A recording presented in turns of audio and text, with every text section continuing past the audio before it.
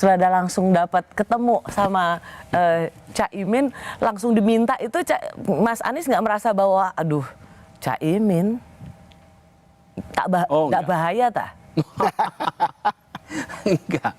Enggak. Jadi kalau soal PKB-nya, Caiminnya, memang prosesnya nggak ada. Tapi sebetulnya sejak kita di Koalisi Perubahan itu memantau perkembangan di lapangan, kita sudah melihat bahwa ada ruang kosong yang kita kesulitan mengisi. Yaitu Jawa Timur. Jawa Timur. Itu kita tahu. Jadi saya sudah ngobrol soal ini berkali-kali dalam tim, kemudian dengan pimpinan partai, saya sampaikan kita perlu mengajak PKB. Memang tidak menyebut nama, tapi PKB punya target kan, punya. Itu Mas Anies diucapkan juga nggak dengan partai koalisi lain, Demokrat misalnya, PKS misalnya? Oh iya. Sebut. Jadi memang jadi Mas Anies nggak sembunyi di belakang gitu ya, bukan bersama PKB di belakang. gitu kan? Di bulan Juni itu saya bertemu dengan Demokrat, waktu itu saya sampaikan Mas Ahaye, Pak SBY bahwa kita perlu menggandeng PKB, dan saya sampaikan bahwa kalau saya tidak mungkin untuk langsung. Gus Imin juga tidak dalam posisi bisa ketemu saya. Tapi kalau Pak Surya Paloh, mereka bersama-sama dalam koalisi pemerintahan bisa luasa ngobrol. Kemudian Pak SBY saya sampaikan bahwa Gus Imin ini kan menteri di saat Pak SBY presiden, terpilih menjadi ketua partai saat Pak SBY presiden. Karena itu mohon untuk berkenan mengajak PKB berbicara dan lihat apakah berkenan untuk ikut di dalam koalisi kita. Jadi ada permintaan itu dari Mas Anies ya, supaya PKB Demokrat juga mengajak PKB bersama-sama. Dari dua ini kelihatannya peristiwa hari Senin itu mungkin kedengaran, pasti kan berusaha melakukan pembicaraan. Tapi Gus Imin itu dalam posisi nggak mau ngobrol kanan kiri dulu. Iya, betul kan? Benar-benar tertutup. Jadi pokoknya nggak mau, jangan sampai nanti dicurigai kan kira-kira gitu. Jangan sampai keputusan PKB ini disalahpahami para senior eksternal maupun internal PKB. Akhirnya kita butuh waktu sosialisasi. Dan ketika berbulan-bulan bersama dengan Koalisi Kebangkitan Indonesia Raya, beliau tidak mau melakukan pembicaraan, dan saya juga tidak melakukan pembicaraan dengan. Hanya memang ada foto Mas Anies kan berkunjung ke rumahnya Caimin, dan itu dianggap sebagai ketemu sama Mas Ahaye, nggak mau berbicara secara jantan ke Demokrat, nggak mau, tapi malah sowan ke ibunya Caimin. Ke Jombang. Itu ke Jombang. Enggak itu enggak begitu ceritanya. Jadi saya hari Rabu itu memang terjadwal berangkat ke Jombang. Oke. Karena ada peristiwa ini, maka Ferry istri saya yang berangkat. Saya bilang udah diwakili, Ferry aja berangkat, saya nggak berangkat. Supaya saya bisa ketemu dengan Demokrat. Karena hari itu kita menunggu waktu untuk bisa ketemu. Sampai dengan malam kita nggak dapat jadwal untuk ketemu. Lalu malamnya, Rabu malam, itu dari Jombang ngabarin semua. Bahkan saya udah bilang sama Gus Imin, Gus ini saya harusnya pergi ke Jombang ya kan. Saya bilang saya nggak jadi berangkat nih. Saya mau ngurusin ini dulu, karena harus komunikasi semua pihak. Dikabarin, Pak Anies ini semua pada kumpul sudah. Saya akan ke 4 pondok, Tebu Ireng, Rejoso, Denanyar, sama Tambak Beras. 4 itu sudah pada kumpul, kiai-kiai kumpul, nyai-nyai kumpul. Dan bagaimana menjelaskannya, nggak bisa datang gitu. Sementara saya tidak dalam posisi, kita ini sedang ada rencana pernikahan si mendadak, nggak mungkin itu diceritakan. Jadi saya sampaikan kepada semua bahwa kita coba cek dah, kalau besok pagi tidak dapat jadwal, saya berangkat. Untuk ketemu Mas Ahaye? Ya, jadwal ketemu Mas Ahaye. Jadi malam itu, kita ambil tiket 5:30 pagi, tunggu, jam 4 pagi saya bangun, saya lihat tidak ada pesan untuk bisa ketemu, ya udah, saya berangkat. Nanti mudah-mudahan siang bisa dapat, siang kan pulang ke Jakarta. Nah, pada saat saya ke Jombang, berkunjung ke semua, termasuk ke Denanyar. Karena orang melihatnya ini kayak ngeledek sih, Mas. Iya, nah sekarang saya datang ke tempat. Mas Ahaye bisa, tapi ketemu berkunjung ke tempatnya Caimin, ibunda dari Caimin bisa. Kayak seolah-olah, sorry ya, udah bye, saya udah ketemu pasangan hidup. Karena itu kan jadi perlu tahu betapa sesungguhnya ini harus lihat rencananya. Rencana ke Jombang itu sudah ada 10 hari sebelumnya. Jadi itu tidak didesain sama sekali? Didesain. Dan ketika saya bertemu dengan Gus Salam, yang masih sepupuan ya, paman sama Gus Imin, disitulah kemudian disampaikan bahwa rumah ibunya Gus Imin itu ada kira-kira 3-4 rumah di belakangnya. Jadi kemudian kepatutannya, adabnya, ya saya mampir silaturahmi. Malah kalau saya tidak mampir juga, kira-kira ini yang paling senior di Tenanyar adalah ibunya Gus Imin. Ya. Yang paling senior. Jadi ini hanya untuk menghormati dan membangun bicara silaturahmi. Tidak ada bayangan sama sekali soal persepsi bahwa sengaja ke tempat Gus Imin meminta doa sebelum terjadi deklarasi, tidak. Lalu jadi saya ingin tegaskan bahwa keberangkatan ke Jombang karena komitmen lama, dan pasti saya akan memberikan kekecewaan kepada semua yang berkumpul. Karena kalau se-Jawa Timur kumpul, itu kan yang nggak mudah juga bagi mereka. Mas Anies kalau misalnya memang diizinkan ketemu Mas Ahaye, kira-kira Mas Anies akan bilang apa, Mas? Saya sampaikan, ini ada perkembangan baru. Ada opsi baru. Dan kami melihat untuk kepentingan perubahan, kita kan targetnya mau melakukan perubahan. Untuk bisa melakukan perubahan harus punya kewenangan. Untuk punya kewenangan harus memenangkan. Untuk bisa memenangkan harus ada basis pemilih yang lebih luas. Maka opsi Muhaimin sebagai calon wakil presiden yang memperluas ini akan membuat kemenangan kita menjadi lebih besar peluangnya, probabilitasnya lebih besar. Apakah pasti menang? Belum tahu, tapi probabilitas menjadi lebih besar. Dan selama ini pihak Demokrat juga menyatakan bahwa apabila ada pilihan calon pasangan yang bisa membantu memenangkan lebih baik dari Mas Ahaye, mereka tidak keberatan. Tapi jangan Mas Ahaye ditolak. Bila ada opsi yang lebih baik, maka kenapa tidak? Lebih baik bukan dalam artian orangnya, tapi lebih baik dalam artian jangkauan pemilihnya. Ya, untuk lebih memenangkan. Jadi, Cak Imin ini lebih baik daripada Ahaye? Lebih luas jangkauannya. Apa yang maksud saya? Saya pendukung PKS, pendukung Demokrat, dan pendukung Nasdem itu sudah satu klaster. Oke? Kalau itu saja, kita sudah lihat di survei juga. Nah, dengan adanya pendukungnya Gus Imin yang berbeda klaster, maka ini lebih baik bagi usaha pemenangan.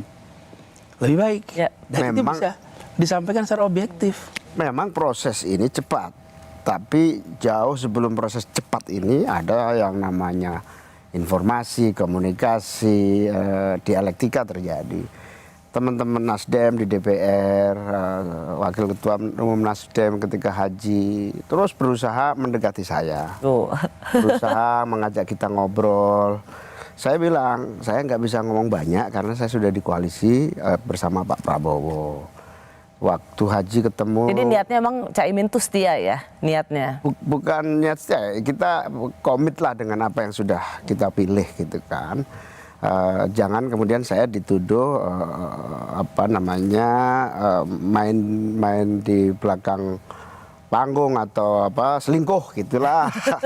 Ibarat pacaran lewat pintu belakang. Lewat pintu belakang selingkuh, jangan sampai, saya bilang. Bahkan sepulang dari haji, Wakil Ketua Umum Nasdem kirim pesan, sombong amat tuh ketum PKB, sejak ngobrol nggak jelas gitu kan. Saya bilang, saya nggak mungkin ngobrol sama kamu, di sampingmu ini ada partai lain yang pasti akan lapor pada Pak Prabowo, saya bilang gitu. Pasti saya dianggap selingkuh. Nah, karena itu bahkan saya takut ketemu Mas Anies.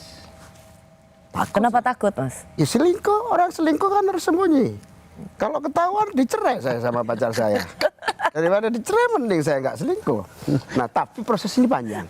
Ada proses pendekatan, tapi di dalam internal saya jauh hari itu ulama-ulama tertentu memang mengisyaratkan pasangannya Anies. Saya anggap ini kabar langit.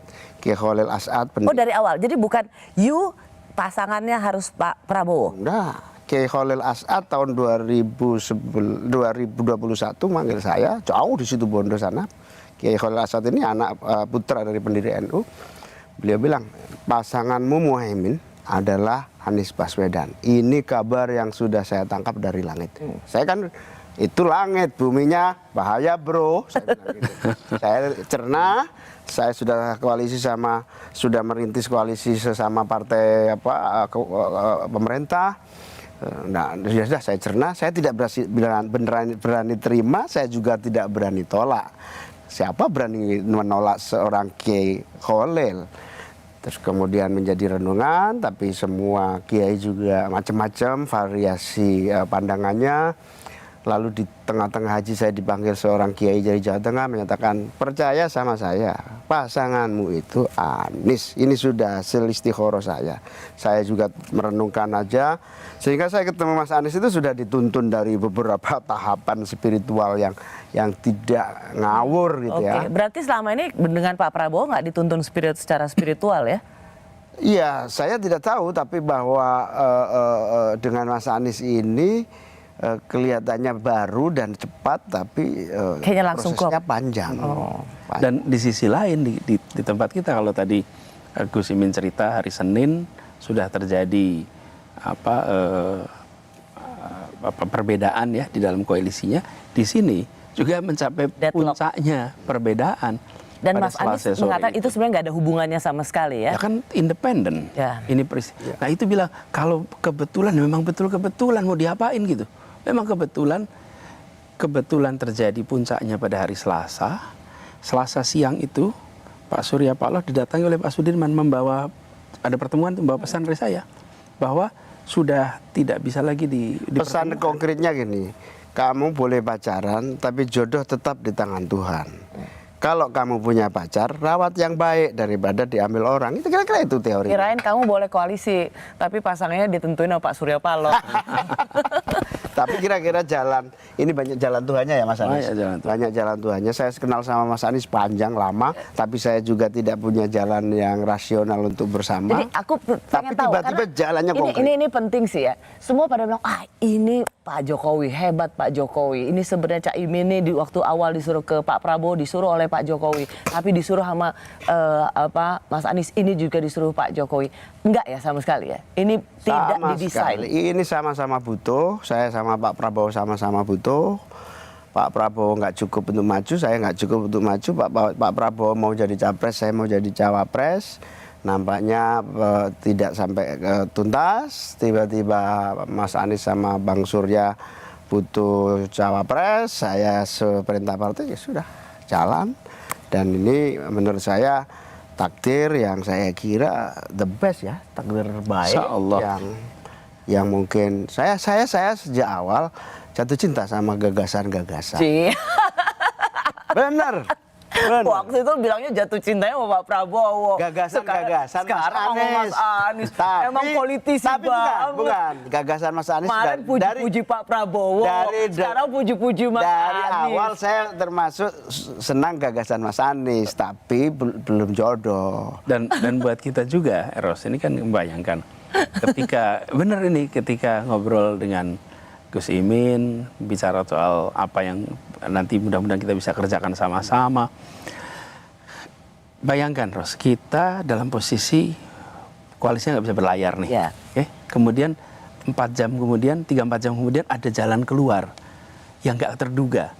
Dan itu yang memang sebenarnya banyak orang bilang, masa sih secepat ini, sudah hampir setahun nggak ada jalan solusi, tiba-tiba ketemu 3 hari, masa sih. Tetapi dan kita bersyukur sekarang ya. Tadi kita bicara tentang gagasan, apa yang dibawa sama Gus Imin. Gus Imin ini membawa akumulasi pengalaman yang Rosi sendiri bilang tadi, 18 tahun memimpin partai politik, dan memimpin partai politik yang kira-kira modalnya itu adalah aktivisme. Bukan pengusaha besar, tidak memiliki sumber daya yang besar, tapi aktivisme. Yang kedua, anggota DPR, yang bahkan ketika ngomong undang-undang KPK, dia bisa bilang, saya tuh ikut menulis undang-undang KPK itu.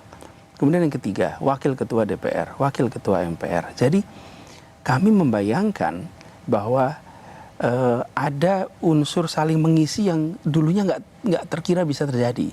Kan saya banyak pengalaman sebagai menteri, ada pengalaman kepala daerah Jakarta dengan segala macam kompleksitasnya. Ini yang akan saya tanyakan berikutnya, karena dari dulu saya selalu mendengar misalnya Nasdem melalui Waketum Pak Ahmad Ali mengatakan Mas Anies ini ingin dibawa ke tengah.